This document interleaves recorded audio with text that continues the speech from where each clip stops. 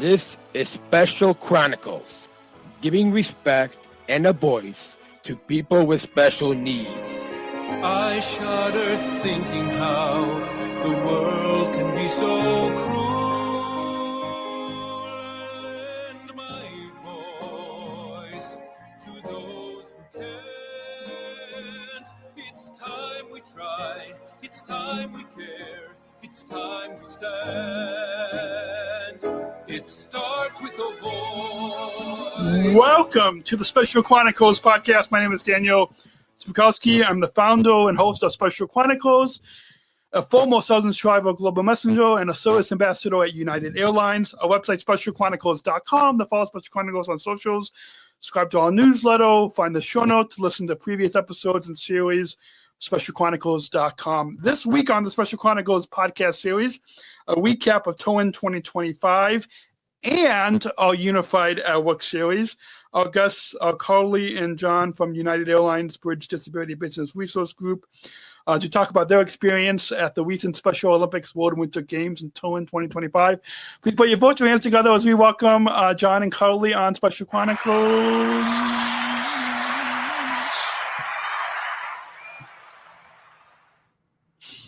Welcome. Hello. And I know, Carly, I think when I ran into you a week ago, you said that it's finally time to make your appearance. I'm so excited. I'm so happy to be here, Daniel.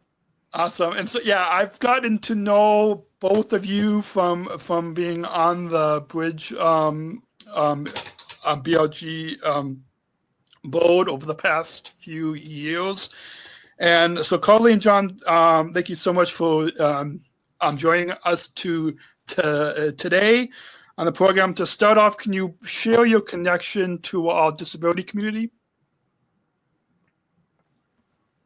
Sir, would you like me to start? Yeah. Go ahead. All right. Well, as you know, we're both part of United's Bridge Business Resource Group. Bridge is the BRG for accessibility. So we're focused on inclusion and the culture of the company being inclusive for individuals of all abilities. My connection to it goes back a little bit earlier in my day job, we call it. What I do other than Bridge for United is part of our government affairs team, and got involved with a negotiated rulemaking that the transportation department was doing on a few accessibility topics. And this was really the first time I had much exposure to, really what we do in this space at all. And the company wasn't really that focused on it at the time. This has been, close to 10 years ago already. I think it was really early after I joined United. Was a really eye-opening experience. I learned a lot about accessibility, a lot about what we, the road ahead of us in some ways, which we've done a lot in the time since then. But the government's focus on it had really kind of gotten me focused on making sure that the company is in the right place too, and trying to stay, even ahead of it, making sure that, the best way to sort of work with the government is to be already doing the stuff that they think we should be doing. And so I've made it a big part of my mission to really try to advance that within United. And so within the last year and a half, joined Bridge, have a little bit of a connection to accessibility in my own since then too, because I've since then developed an autoimmune form of rheumatoid arthritis that affects my mobility. I take some very good medication, and it keeps me pretty on track. But I haven't had to navigate the airport in a wheelchair before, and I know what that's like. So puts a little bit of a different lens around accessibility for me. Awesome. And Carly? Yeah. Daniel, as you know, our time began before my time at United. I've been involved with Special Olympics Illinois for years and years. I grew up volunteering for them, and then I joined their Young Professionals Board, and now I'm on their Marketing and Communications Committee. So when I joined United and people got word of my involvement with them, they introduced me to Bridge, saying this is the perfect opportunity where all your worlds are colliding. And Bridge has really given me the opportunity to help drive that mission forward of inclusivity at United and continue my work with Special Olympics. So it's been a really, really wonderful opportunity. Awesome. Yeah, it's. I'm grateful that we have John and Carly, that we've connected over the years with Bridge. And can you both share a little bit about how, probably not that much, but that you can say about this, but maybe from both your perspectives, or hearing other speakers like our Special Olympics chairman, Tim Shriver, hearing him speak. Can you share a little bit about how United Airlines first became involved with Special Olympics and what motivated this partnership? Yeah, I think that actually predates our time certainly my time at United. But I know we've been long-term partners with them, and it's a partnership that's very important to us, and we continue to grow. And so it was really such an opportunity to be able to join Special Olympics out in Turin at the Winter Games, and to be immersed with athletes and their families, and to really hear not only how the United partnership is beneficial to them and see that in action, but just how Special Olympics has impacted each of their lives personally. And so it's something that's near and dear to us. Yeah. In fact, you mentioned Tim Shriver. We heard him tell a little bit of the story at the Global Youth Leadership Summit's introduction, talking about how he approached United with the idea being that with our name, we have to be about unity. So with a name like United, it seemed like it was the perfect fit for working to develop the relationship with Special Olympics. And it has been. I remember, early on, again, not really being involved with it, but the partnership was rolled out at our Connections Leadership Conference, and has really been growing since then. I think that was before we had SOSAs, obviously, and the way that the partnership has developed since then has just really been great to be part of. Yeah, and just like you both, the partnership with United Airlines and Special Olympics even predates my employment at United as well. It's a good transition, what you said, John, and we'll move into inclusive employment and community engagement, which is not something that our Worlds on Bridge deals with on a daily basis, but helps to advocate for and champion the work that other departments are doing. What has been the reaction from both employees and customers to inclusion of Special Olympics athletes like myself, the SOSAs, the service ambassadors in the workplace, and how do you ensure that the workplace is truly welcoming for people of all abilities? I'll quickly just add on. I'm constantly hearing from coworkers about the impact that we're making. I know that there was one customer service agent in Houston that had I think it was on Teams or some comment had said, it might have been a social media comment, but said that we SOSAs are the missing piece to United. I know just last week when the middle of the week when we had all the storms in Chicago, a coworker was talking with my direct manager about how helpful I am every day at work. And so what's been the reaction that you both have seen of inclusion of us Special Olympics athletes, us service ambassadors? And I think it's more of what you were kind of remarking that customer had brought up. I mean, we hear incredible things about just how much joy, really, our associates bring to their jobs. The whole thing is so much more, engaging for everybody when people are, loving what they're doing. And we know that our associates really enjoy being at the airport and interacting with our customers. And customers see that. I think it can be a stressful thing to travel.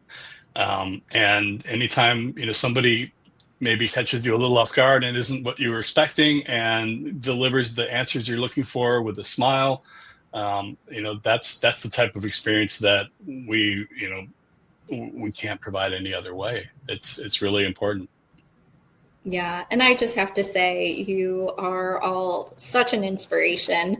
When you walk in O'Hare, it's a stressful experience to some travelers, and to see your smiling faces and have you ready and willing to help out and get folks where they need to go is such a game changer. I see all the comments on social media of how big of a difference that makes for some people. And then I think employee-wise, it's, again, just such an inspiration to see the work that you guys do.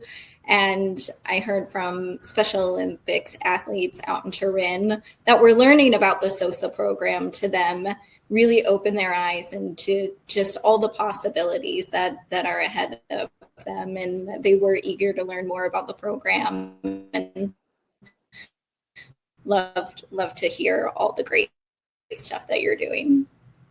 Yeah. It's always, I've grown up for myself, and I'm sure a lot of others with intellectual disabilities, a job in aviation, working for a major airline was not something that I thought that we thought was possible. It's not something that a lot of job coaches or special education teachers even give us.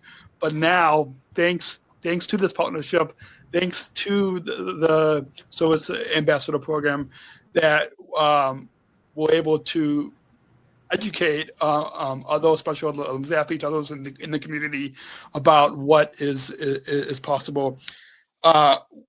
Beyond hiring athletes, how else does United encourage the employees to engage with the Special Olympics mission? Can you give us some examples of employee-led initiatives? Like I know one is the unified leadership, the inclusive leadership training that Special Olympics has done with United. I know I co-led one of them, and am told I'll be co-leading another few this year. Don't know when, but I know that's one. I already got you on the hook, right? No, I know. That's one that I know has been a big impact among employees. But beyond hiring practices, what else does United, or what has United done? Yeah, I think the town halls and the events that Bridge host are really eye-opening for some, and also provide a very welcoming environment for people to talk about their own disabilities, or if they're a caretaker, the disability of a family member or a friend. And it really provides them a space to share that story and to hear from others, and make them feel that they're not alone in this. We've gotten really great feedback from our recent events, that we've just built such a community within United for folks. And events like those are really part of Bridge's mission as a whole, which is about bringing an inclusive culture to the company. So I think that's really a big part of how we make sure that it's a living sort of thing within what we do every day, is having groups that just represent, that are out showing that we're about like we talked about the company being united, and our mission being about connecting people and uniting the world.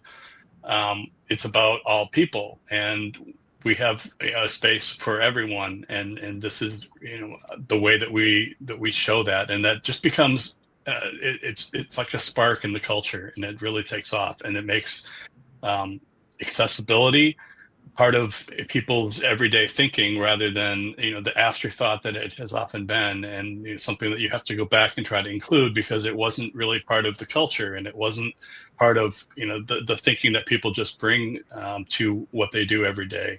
We're looking to change that and making a difference in that by just representing in the culture what we're all about.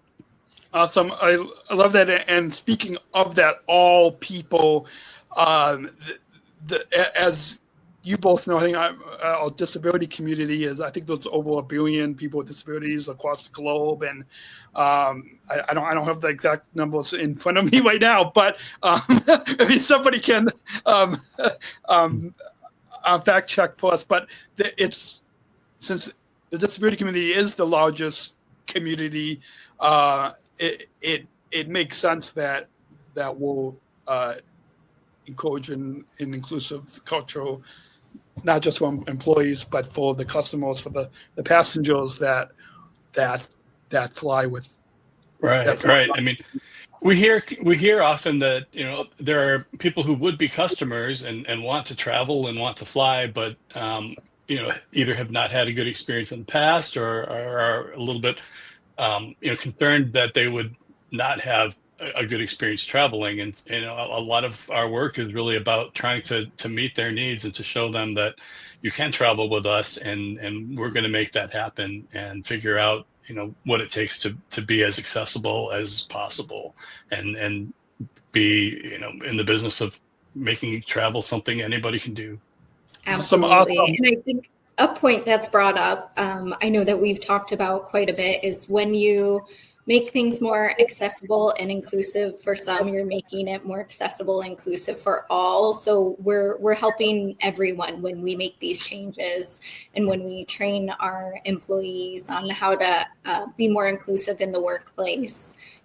That's really important, not just for this community, but for everybody. Awesome. And speaking of training, to introduce just a little bit more about the work that the Bridge Business Resource Group champions and advocates for, we'll take a quick break because if it wasn't for our sponsors and supporters, we wouldn't be able to keep the microphone plugged in and the website and podcast and video hosting that it takes. It's free to listen and watch, but it does cost money to keep the podcast going.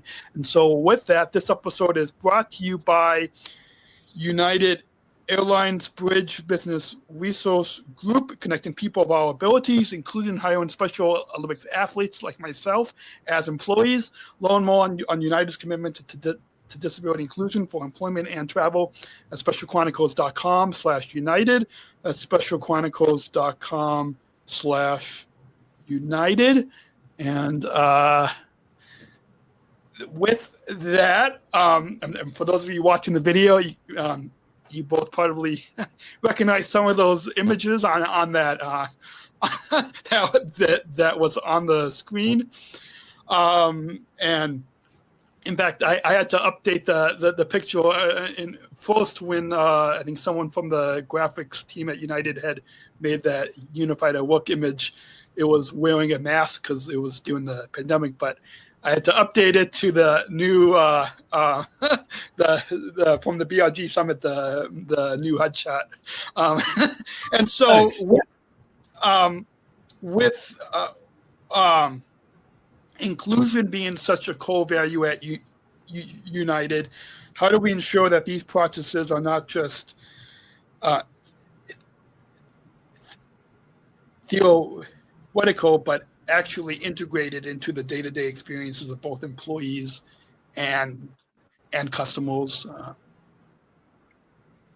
I think the building the culture that we were talking about before the break is a big part of that, and making it so that it's not something that people have to necessarily think about. It's not really even something that ideally needs a lot of discussion. It's just how we are. And so you have to start in small ways. And, that's the good thing about a group like Bridge or a business resource group at a company like United in general. They're really led by employees for employees, and anyone can join. So it's, there's a little bit of self-selection with people who want to make a difference, being the ones who sign up and, get interested in these roles. It's about just building a cadence of things that are demonstrating accessibility, demonstrating inclusion, by leading by example, and not necessarily having to preach about it or making it something that seems like a big task or something that somebody has to purposely think about. We want to really build it into our culture, and we do that through organizations like ours. Awesome. Absolutely. And I will say, because we've created such a steady drumbeat of events, like our town halls, or when we have speakers come in and teach us how to be more inclusive in the workplace, it's an always on conversation. We're not just talking about it in October for National Disability Employment Awareness Month. It's something that's ongoing and in our day to day. Absolutely. And I know, I think a few years ago, we had Temple Grandin, who's popular in the autism community, and even a lot of the most recent town halls have been in encouraging among employees. Switching gears, because we really have we have a lot of the disability community is really broad. There's a lot of different aspects, a lot of different ways that disability impacts people, and we try to make sure that we've got something for everybody, and that everyone feels a sense of belonging, regardless of whether they have a disability at all, and if they do, what it is. We really want it to be something that everybody has a place in. Yeah, awesome. Well, now switching gears to the recent Special Olympics World Winter Games in Turin, 2025, which it's a good transition, because just like the inclusive culture that United is building in our Special Olympics movement, as you both saw at the World Winter Games, but then also I know Carly, you have discovered from your experience at the local level, that inclusive, like what this movement is about the inclusion revolution, and encouraging inclusion is important. I know my mom, after she first saw me compete, she said, if the whole world were like Special Olympics, then there would be no wars. I saw a clip from the opening ceremony in Turin. I think Tim Shriver talked about that you've come to the Special Olympics country, that it's really a supportive and inclusive, accepting cultural. So the Special Olympics World Winter Games in Turin 2025 is a major event. I've gone to the last two World Games in Berlin and Abu Dhabi, and then I was in as a Southern Tribal Global Messenger, the highest athlete leadership role. And then at the World Games in Los Angeles, I produced a daily podcast at those games, and so I've had experience what you both have experienced at the World Games, which is different than at the local or national events. How has United Airlines supported this event, and why is it an important milestone for the partnership?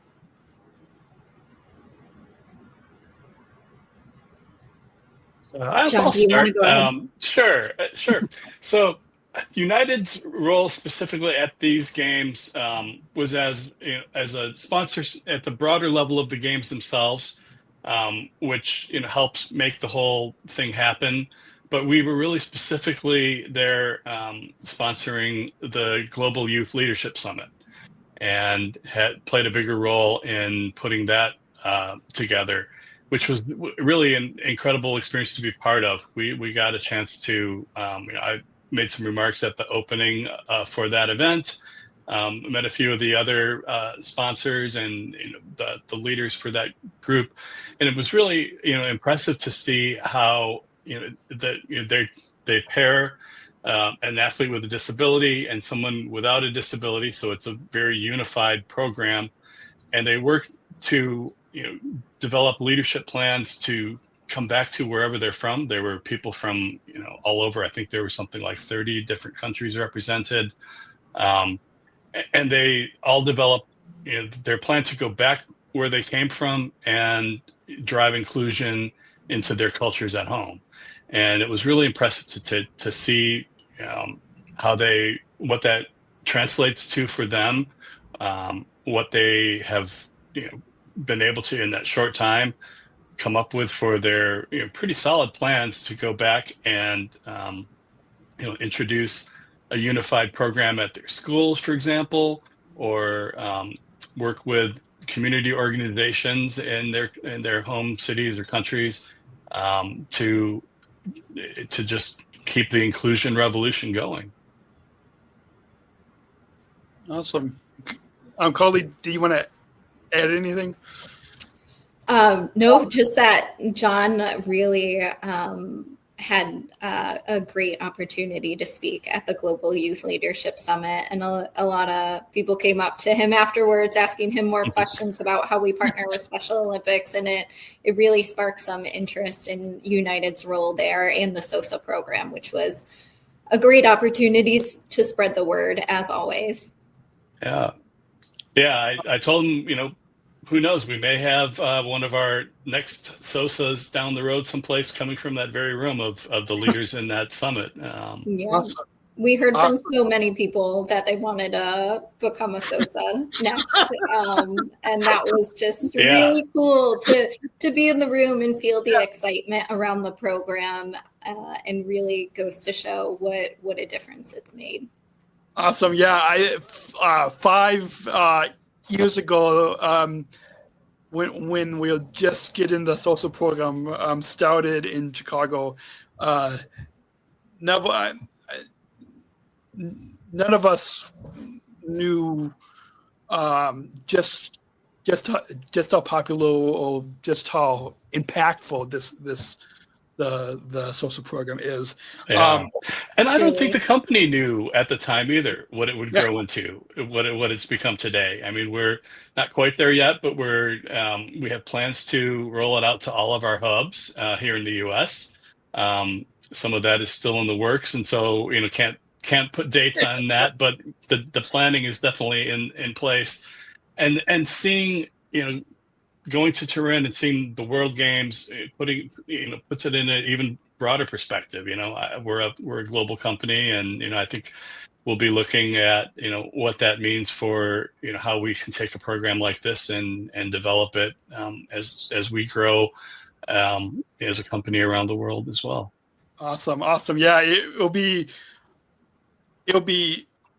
impactful to have SOSAs not only in all the U.S. hubs, but also some of the international hubs as well. And there are some hurdles to jump through to get there, but I don't think it's something we can't take on. But again, can't put a timeline around it because there are other people involved. I mean, with a big company, and especially with our employee organization, we're not really in the driver's seat for that. But we do have a voice, and we do provide some leadership within the company on opportunities like that. Awesome. And this next part, I'll give you both a chance to kind of share some of your firsthand experience around accessibility and around being at the World Winter Games. I know one thing that you guys got to do that I got to do as well in Berlin was walk in the opening ceremony. When in Berlin, I think I walked in with Aruba, and we had because the Southern Travel Global Messengers were on stage, we practiced and kind of knew where to go. And thinking back at the opening ceremony in Berlin, I realized I think a few others of us, because like we were up in this booth where there's a lot of VIPs, and we walked up the wrong set of stairs where I should have like walked just a few feet to where I was supposed to go. So, but yeah, that's all like kind of in the moment. So I'll give you a few moments now for you both to share or tell us a few stories of what it was like to walk in with athletes in the opening ceremony, as well as how it drew delegations from around the world in support of many countries' leaders, Bridge's commitment to the Special Olympics movement. Yeah, I can get started. So I had the honor of walking in with the athletes from Latvia, and you could just feel the excitement in the room. We were behind the curtain for a bit while they were holding us there. But once we walked out there, just to see people from around the globe cheering everyone on, there was a friendly amount of competition, of course, but at the end of the day, everyone was there for the same reasons, for the same mission. And you just really felt that in the room. And it was such an honor to be a part of the experience. And it was so much, I think you, in your head, they put on, an opening ceremony that's a lot like the Olympics that you see on TV. And until you actually go and are part of it, you don't quite realize just how big it really is. I think we were really struck by just the scale of the Special Olympics operation as a whole, but of the games, filling this pretty big stadium in Turin with the athletes and the spectators and the family members and the delegations that were attending there visiting. Was really neat to see. I had the honor of walking in with Indonesia, and I don't look at all Indonesian, and I don't know that they knew who I was, so I think they probably created a little confusion there. But it was a lot of fun, and you share. I mean, they were smiling, and they were happy to be there. They were happy to have the support of somebody who was encouraging them on. And so even though there's a language barrier, there's still the emotion and the sense of belonging that I think transcends that. And it was great to be a part of that and to get to meet some of the people backstage. When we were waiting for our countries to have their turn in the lineup, they had us sort of sitting with a number of other people kind of waiting in a similar position. And I got to meet a man named Bob Beeman, who has been part of the movement since I think the late 1960s, like way back in the day. He still holds the world record for the Olympic long jump, and it was just really neat to see somebody who, at his age, somewhere around 80, is still really dedicated to the cause, and he goes just about every year, it sounds like, and participates, and just amazing to see how it all comes together. Awesome. And you mentioned Bob. I think that thing's jumping off the. You mentioned Bob Beaming, and who I believe is also a global ambassador, and a number of different roles. And I got to meet him first at the Abu Dhabi World Games, where he gave. I've got it outside of the studio here, where I've got my shoes. He made some custom shoes for Special Olympics at the Healthy Athletes. He gave we got our feet measured, and I still wear those today, which. At the Special Olympics Champions Ball, I didn't wear them last year, but a couple years ago, I think I might have had them on. And then in Berlin, I met him again at a reception. So I've got a few pictures with. Yeah, awesome. Moving on, kind of back to the supporting how United Airlines supported the Global Youth Leadership Summit, which our listeners can go back on this series where we talked with, which you guys got a little sneak peek before we started recording, because I'm pre-recording out of Odo, but you all can go back and hear more in depth about exactly the impact of the Global Youth Leadership Summit. But the Global Youth Leadership Summit is another key event that United Airlines is supporting. How does this initiative align with United's commitment to inclusion, and why is it particularly important for the future of the Special Olympics movement? I'll start that. The theme for the summit this year, I'm not sure if it's the one that they've used in the past, but their theme was "The future is now," and the sessions and sort of the theme was really around everybody who is in the room, even if they're young, makes a difference, and I think somewhat even more so if they're younger, because their future is really our future for everyone. And so again, it kind of ties back to United's mission of connecting people and uniting the world, making the world a more united place, and doing that through sponsoring events like the summit that encourage people to think about their role in that, and to take some leadership in their communities to make their small part of the world a more inclusive space, which then grows to everyone. Sort of like we do with Bridge within the company itself. Yeah, and I think the importance there, as you said, is there's no small role in any of this. Everyone in the room really just demonstrated that. And also that passion creates change. When Tim Shriver was talking about the history of Special Olympics, it's just really moving to hear how it all started and how it continues, and is driven forward by the people that were in the room and at the games and beyond that.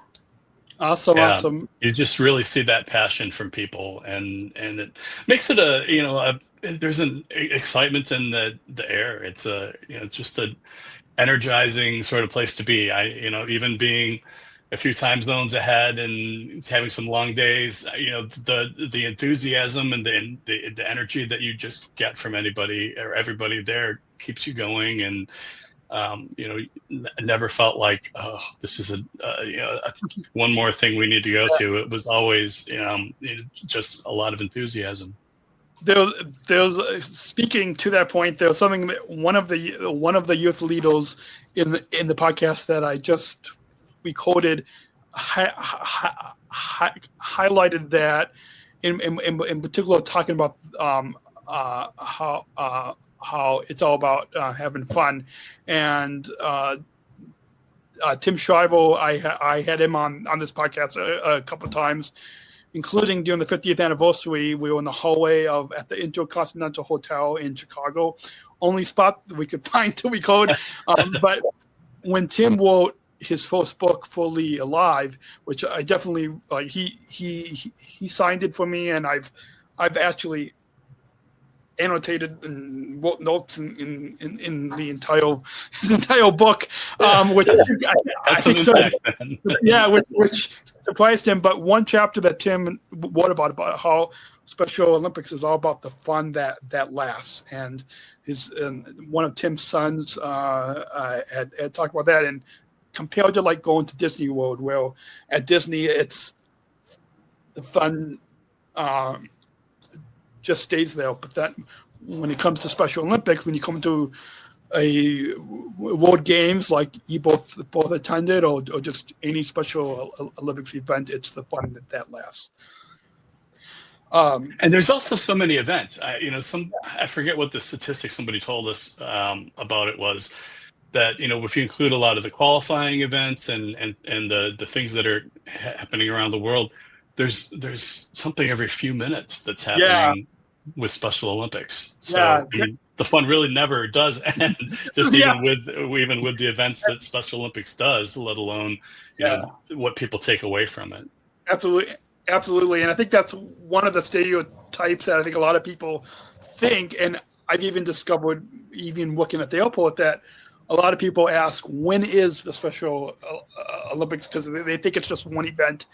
They don't realize the movement and that there's so many games and competitions and events happening all year round. Since we are running way behind the schedule, we're going to take a short sponsor break. When we come back, we'll get into some final concluding thoughts as we wrap up. And and our listeners probably don't care about this behind the scenes note, but for our guest who is backstage waiting for the next episode, I'll show this behind the scenes moment for you all that I deeply apologize that we're running behind schedule here. But yeah, he's giving a thumbs up. So we'll take a short break. When we come back, we'll get into some concluding final thoughts with our guests, Carly and John from United Airlines after this short break. This episode is brought to you by the ComEd Energy Force Ambassador Program, the country's first energy and solar efficiency education program designed for and taught by people with disabilities. Learn more at specialchronicles.com/ComEd. That's specialchronicles.com/ComEd. And the support comes from listeners like you. Please join our supporters with a monthly or one-time donation so we can operate our studio, keep the microphone plugged in, the technology, website, audio, video hosting for this podcast going. So it's free for you to listen or watch. But thank you to all of our supporters. You can join now and support this podcast at specialchronicles.com/give. specialchronicles.com/give, or join and access our bonus content at specialchronicles.com/plus. And with that, I'm going to move to the other layout, John, since Carly had to drop. As we, and I'm skipping over some questions that we can't really speak to, but as we look ahead, in your personal experience working on the partnership with United Airlines and Special Olympics, what has been the most rewarding part of you or for you? I think the most rewarding part for me is the positivity that everybody involved with it brings, and that shows up in just making the events that we do with Special Olympics so much fun and feel so rewarding.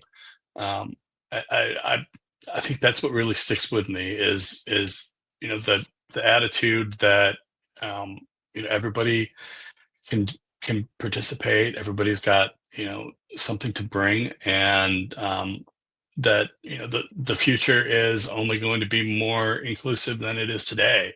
And I think everybody who's involved shares that enthusiasm and interprets it maybe in their own different way. And it's exciting to see how they take that back and how it shows up in things that they do, like what we do within Bridge in trying to make United a more inclusive place for employees and customers with disabilities. And so, the overlap of the mission and just seeing how how many different people can have a role in making that happen is exciting. Awesome. I love that. And before we get to the final question, do you have any, I know that the past 47 minutes has flown, no pun intended, has flown by.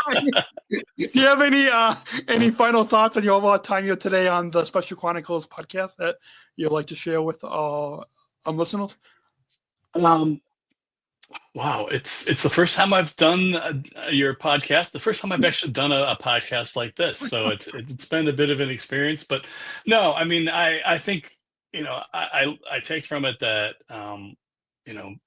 like all of us, you've got a real passion for this too, and this is how you employ it, and it's great to see how that shows up. It's great to be a part of that.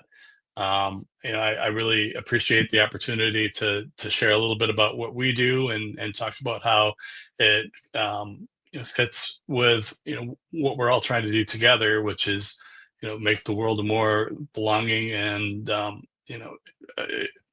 inclusive place for everybody. Awesome. Well, we'll have to have you maybe later on this fall. We'll have to have you back on to share a little bit more about your Sure. story in the disability community. And we'll be able to talk a little bit more about some of the plane pulls that we're getting ready to put on this year. Yeah. And so there'll be some opportunities. As the company is kind of solidifying what our contract for the sponsorship looks like going forward with Special Olympics, that's part of why there were a few questions that we couldn't really address yet, because I know that some of those things are still being worked through. So maybe when we come back, we'll be able to talk about a few of the things that we're hoping to try to take to the next level once we get some of those things squared away. Awesome. So we got one final question that we want to leave our listeners with, and we've got a bumper. So let's go ahead and roll that bumper. We're not just athletes. We are the ambassadors of an uprising. Peaceful protesters. In a rebellion against anyone who has a fear of difference. Difference. Our demands are equality, dignity, and the recognition of our shared humanity. We will not stop or accept anything less. Today, our world is more divided than ever. And coming together has never been more urgent. The revolution is inclusion.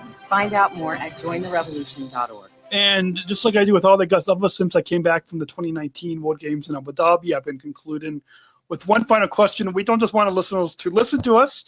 Yes, we want them to listen to the podcast. The bigger part is we want our listeners to bring inclusion back into their communities, workplaces, schools, into society. And this question will help our listeners to do that. And so, John, if Carly was still here, would get her answer as well. But we'll have to have her back on as well. So, John, what does inclusion mean to you? Yeah, thank you. I was trying to think of something that may not be what everybody has told you before, so I'm hoping that I'm not being repetitive. But I think inclusion really means challenging your own assumptions in a lot of cases. It means not being limited by beliefs that you may have brought with you or things that you might have heard about something, but recognizing that there's something unique and there's something exciting and encouraging and about what everybody brings to the table, and challenging the assumptions that you might have had about what that was, lets you see it in a different way, and lets them be themselves and lets you be yourself, and lets you work together to get things done in a way that allows everybody's unique perspectives to be respected and to show up in the finished product, whatever that is. So yeah, I'd say really, to me, I'd bring it back to about challenging assumptions and recognizing the value of diverse perspectives. Awesome. Perfect way to wrap up this episode. A few final plugs that we want to remind you all listening in. You can shop our merchandise store of Disabled Voices Matter merch. We have t-shirts, hoodies, coffee mugs. 60% of the profits will go back to Special Chronicles. You can shop now at specialchronicles.com/shop. That's specialchronicles.com. I'll have to get a mug for my next appearance. Yes. Yeah.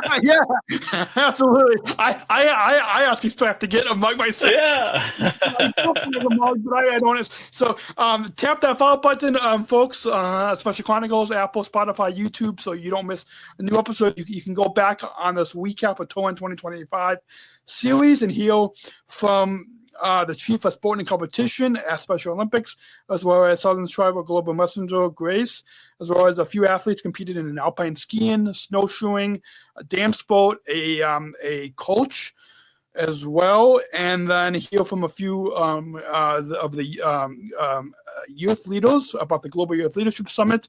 And you can go back and listen to the last episode. That is the next episode that I'll be coding, but the last episode that you all are going to hear with Sean Ferguson about the Global Coalition for Inclusion, and then hear from one of the volunteers and board members who has started volunteering in college, and now his son is volunteering in college. And so tons of exciting content for you all to go. Thank you again, John. It's such a joy to have you and Carly on. Thank you, Daniel. It's been an honor, and it's been great to be with you today. And until then, I'll see you all next week, same time, same place, right here on SpecialChronicles.com. And until then, remember, choose to include. Thank you for listening to this episode of the Special Chronicles Podcast. Our podcast was produced by Daniel Smrokowski on the Special Chronicles Network. Follow Special Chronicles on Instagram, Facebook, Twitter, LinkedIn, and YouTube. Subscribe, rate, and review Special Chronicles on Apple Podcasts, Spotify, or wherever you listen to podcasts. Our website, SpecialChronicles.com, where you can stream our archives of over 500 episodes absolutely for free. Also, there's a list of our favorites, original series, award-winning columns, and blogs. And sign up for our newsletter to receive exclusive bonus content delivered to your inbox. Again, SpecialChronicles.com. Special Chronicles is hosted by Podbean Podcast Hosting. Our live streams are powered by StreamYard. Thanks, as always, to our business manager, Adam Smrokowski, who always encourages us to never give up.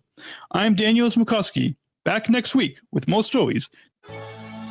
Special Chronicles, giving respect and a voice to people with special needs.